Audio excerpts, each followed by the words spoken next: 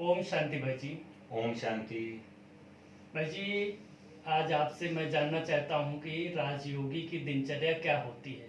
राजयोगी की दिनचर्या वास्तव में इस ज्ञान मार्ग के अंदर हमारी दिनचर्या सबसे मुख्य होती है। जी और राजयोगी दिनचर्या वास्ते अगर हम जो राजयोगी नहीं है अगर वो भी फॉलो करता है तो उसको भी काफ़ी लाभ मिलता है। जी तो हमारी दिनचर्या सवेरे 3:30 बजे से शुरू होती है। जी हम लोग सभी सवेरे 3:30 बजे उठते हैं। सवेरे 3:30 बजे उठते ही पहले हम परमात्मा को गुड मॉर्निंग करते हैं, भगवान का धन्यवाद करते हैं, शुक्रिया करते हैं।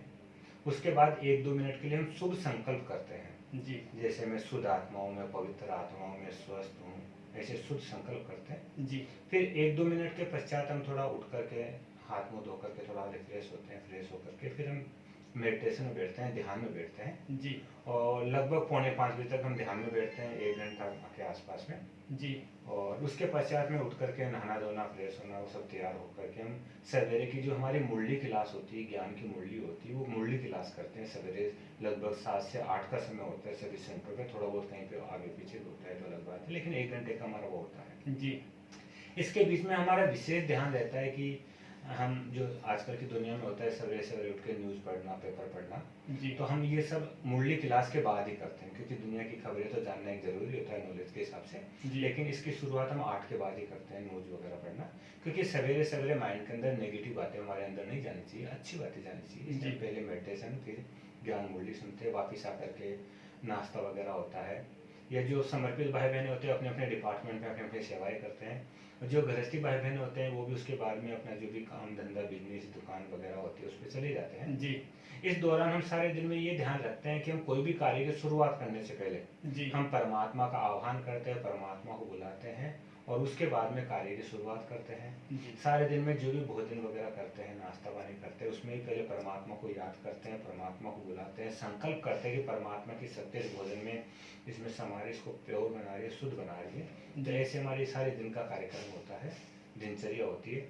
और मुख्य फिर हमारा शाम का एक 6:30 से 7:30 का समय होता है जिसको हम नुमा शाम कहते हैं। जी इस समय में हम मेडिटेशन करते हैं, परमात्मा को याद करते हैं, परमात्मा से याद करके पूरे विश्व में पवित्र वाइब्रेशन फैलाने का अभ्यास करते हैं। ये हमारा मुख्य होता है। फिर रात्रि का भोजन वगैरह जो भी होता है, मिलना जुलना लोगों से, ये सारा करके फिर मुख्य उसके बाद में रात को सोने से पहले का हमारा समय होता है। जी हम सोने से पहले टीवी वगैरह देखना ये सब नहीं करते हैं। वैसे तो समर्पित भाई बहन वगैरह टीवी से दूर ही रहते हैं। जी बाकी अगर कोई देखता भी है न्यूज़ वगैरह तो वो सोने से पहले नहीं देखते हैं। जी सोने से पहले हम आधा पौन घंटा परमात्मा को याद करते हैं। और परमात्मा शिव बाबा कहते हैं कि सोने से पहले अपने सारे दिन की दिनचर्या का चार्ट पोता में मुझे देकर सो, जिससे माइंड पे उसका असर नहीं रहे। तो सोने से पहले हमने सारे दिन में क्या अच्छा किया, क्या हमसे गलती है हुई है, कल हमें क्या करना है, अपने जीवन में सुधार क्या करना है, कैसी हमारी दिनचर्या होनी है, वो सारा हम लिख करके परमात्मा को देते हैं, जिसको हम चार्ट कहते हैं। जी बहुत से भाई बहन लिख नहीं पाते तो हम फिर मुँह जबानी परमात्मा को अपने सामने इमर्ज रखते हैं कि भगवान मेरे सामने बैठे हैं और मैं उनको सुना रहा हूँ। ऐसे अपने आप को खाली करके निश्चिंत होकर सोते हैं। जी इससे ये होता है कि एक तो सारे दिन की गलतियों का जो पश्चाताप होता है वो हमें नहीं होता है, मन खाली हो जाता है, तो रात को नींद भी अच्छी आती है।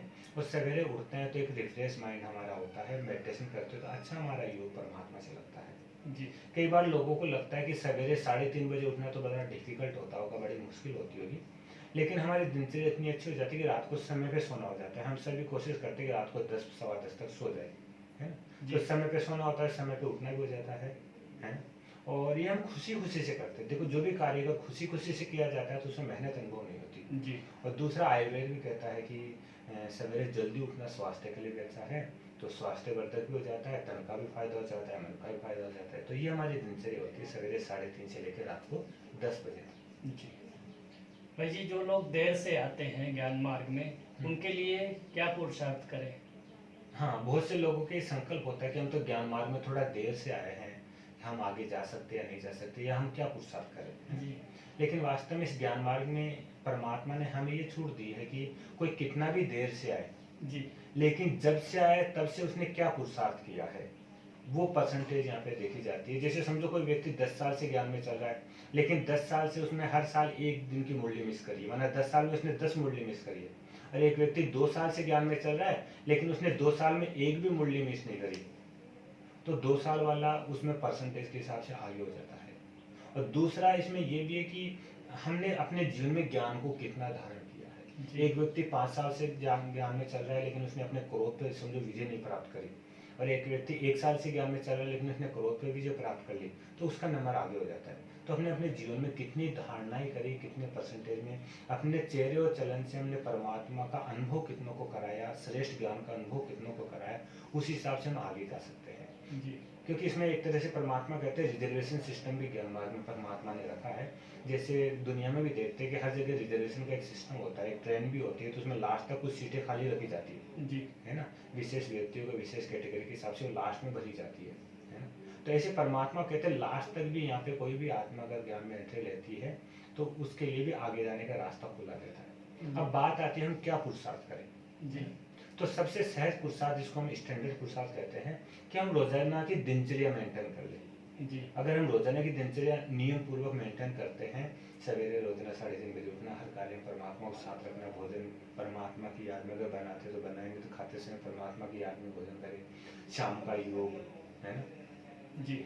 और रात को पोता मेल देना, माना हम रोजाना के अगर दिनचर्या को भी अगर परफेक्ट रीति से कंटिन्यू अगर उसको मेंटेन करते हैं तो ये हमारा श्रेष्ठ पुरुषार्थ है। जी। और अगर ये मेंटेन करते हैं तो हमारी बुद्धि में और भी बातें आती रहती है, परमात्मा हमें टच कराता है क्या पुरुषार्थ करें, फिर परमात्मा की टचिंग हमें प्राप्त होती है, और परमात्मा की टचिंग होती है तो हमारे द्वारा श्रेष्ठ पुरुषार्थ अपने आप हो जाता है जो हमें आगे बढ़ाने का आधार है। तो हमारा लक्ष्य हो कि रोजाना की दिनचर्या हम एक्यूरेट पालन करें, वो हमसे मिस नहीं हो, जी। तो हम सहज ही आगे बढ़ सकते हैं। ये आगे बढ़ने का हमारा आधार होता है।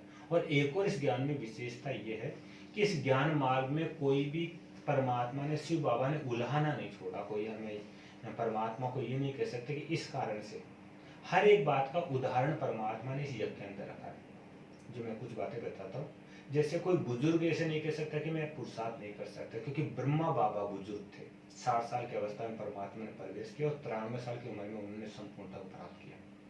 कोई जवान व्यक्ति ऐसे नहीं कह सकता मैं तो अभी जवान हूँ, मैं भी कैसे पुरुषार्थ हूँ। मम्मा जब, जो मातेश्री जिसको हम कहते हैं, जी।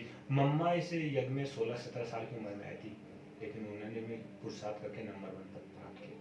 कोई अमीर आदमी ऐसे नहीं कह सकता मैं तो अमीर हूँ, मैं कैसे पुरुषार्थ कर, क्योंकि ब्रह्मा बाबा उस समय के में करोड़पति पति थे उस समय के, तो भी उन्होंने पुरुषार्थ किया है ना। जी। और दूसरी तरफ मम्मा बिल्कुल गरीब थी एक तरह से, जी। है ना, वो एक पैसा भी यज्ञ के अंदर नहीं लेके आए, लेकिन फिर भी वो नंबर 1 गए अपनी धारणाओं के आधार पर। तो अमीर भी जा सकता है, गरीब भी जा सकता है, बूढ़ा भी जा सकता है, जवान भी जा सकता है। बाबा गृहस्थी थे, बाल बच्चों वाले थे, है ना, लेकिन फिर भी बाबा आगे गए। तो कोई गृहस्थी ऐसे नहीं कह सकता कि मैं गृहस्थी हूँ, मैं कैसे आगे जा सकता हूँ, है ना।